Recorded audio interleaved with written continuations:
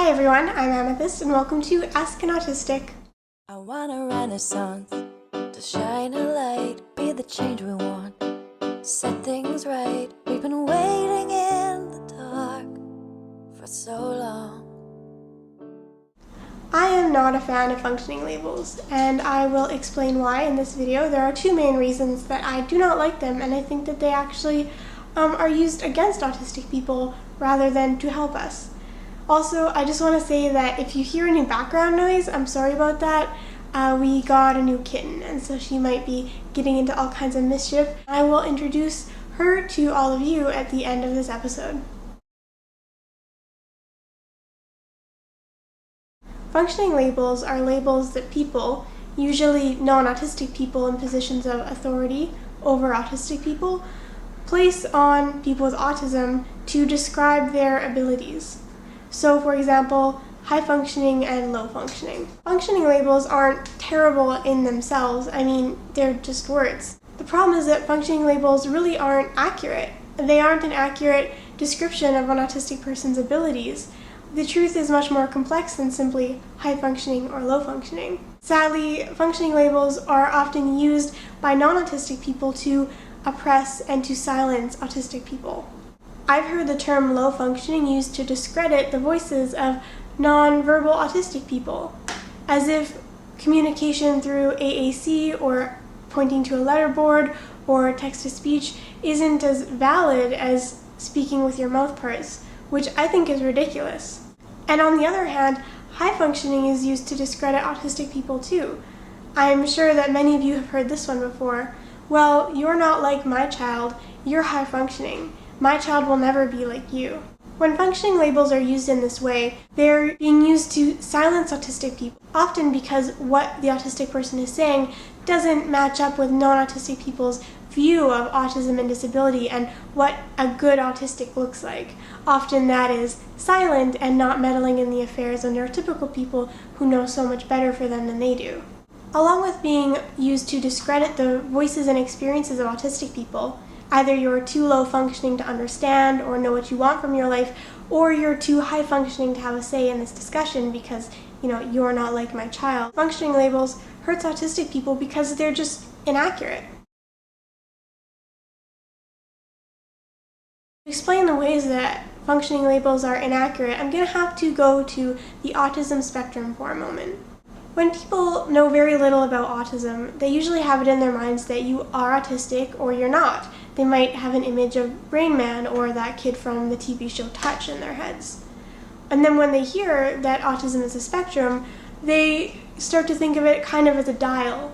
Oh, we have low functioning and then high functioning. Or maybe, points on a line. Very severely autistic to mildly autistic. Really, the spectrum of autism is so much more than that. To be autistic is to have differences and disabilities in many areas of your life and development and the way that you communicate and express yourself. And so when you think of autism as a spectrum, you have to think about it as a spectrum within each autistic person as well. And to add to our considerations of the autism spectrum, each autistic person, along with their individual strengths, disabilities, deficits, and differences, will also experience fluctuations in their ability to function in day-to-day life. Neurotypical people have days when they can handle more things and days that they can handle less, days when their energy is lower or they might need some time alone. With autistic people, it's the same. Our brains are not static.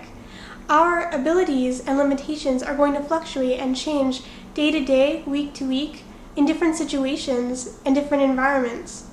So an autistic person who can speak in the comfort of their own home in front of a camera with a carefully worded script and notes in front of them may not be able to speak so eloquently to a stranger or to an acquaintance, and they may not be able to speak at all in a situation where there's a lot of sensory input or many people present. Autism is a spectrum, not just for each autistic person and each of their abilities and differences and deficits, but also within each autistic person. So you really cannot categorize an autistic person as low functioning or high functioning, at least not if you want to do justice to each individual autistic person's life and experiences. Autistic people are people. We're going to have bad days and bad weeks. We may go through autistic burnout, or we may have good weeks or years. With the right support and accommodation, an autistic person can live on their own. They can drive, they can go to school. I find that it's especially harmful to put functioning labels on autistic children. Autistic children develop differently. That means that their development is going to look different than a non-autistic child. They may hit their milestones late or never. Some autistic people will never speak with their mouth parts, but they may be able to learn to read and then communicate through methods like AAC, text-to-speech, and sign language.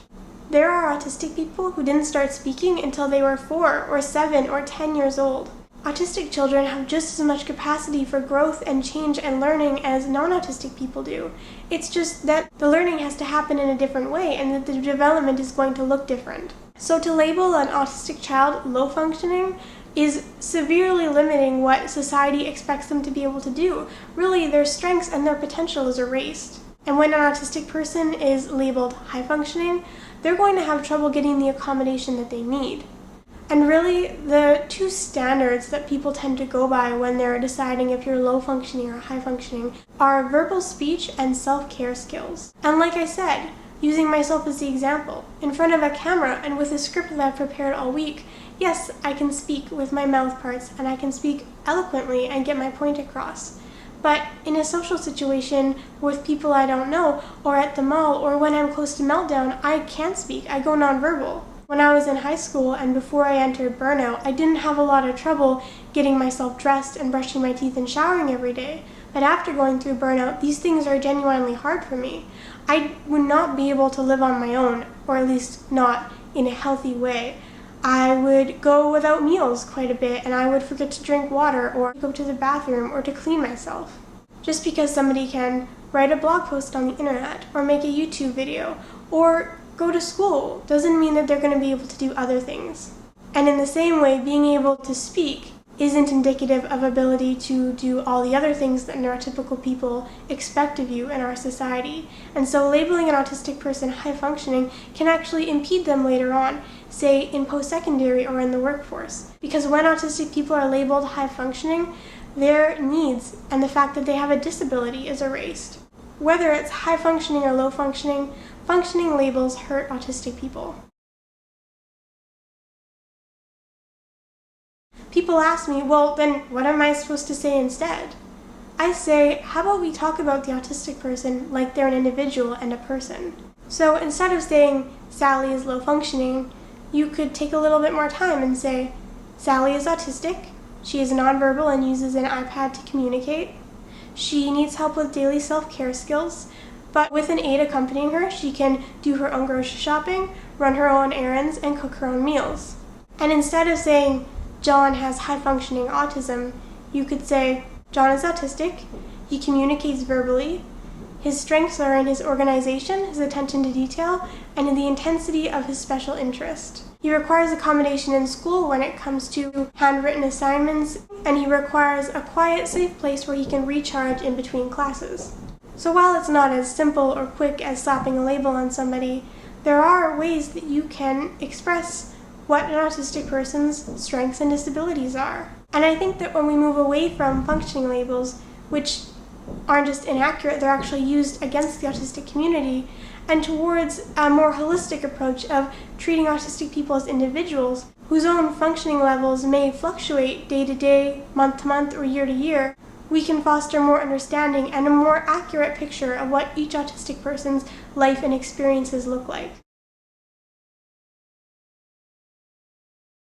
So those are the reasons that I and many other autistic people don't like functioning labels. I'll include some links to writings on the topic of functioning labels by autistic people in the video description. So if you feel like checking that out, please do. And as I said I would, I will now introduce you to Gigi. She is 8 weeks old. We just got her. She is very sweet, and she's kind of sleepy right now because she was playing and running around the whole video, so sorry for any background noise she might have made. So here's her little face.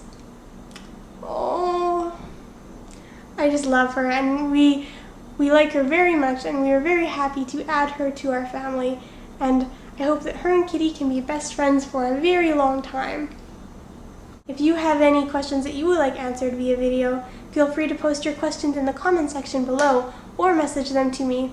And if you like my video, feel free to subscribe to my channel for more videos about autism and Ask an Autistic. Thank you for watching.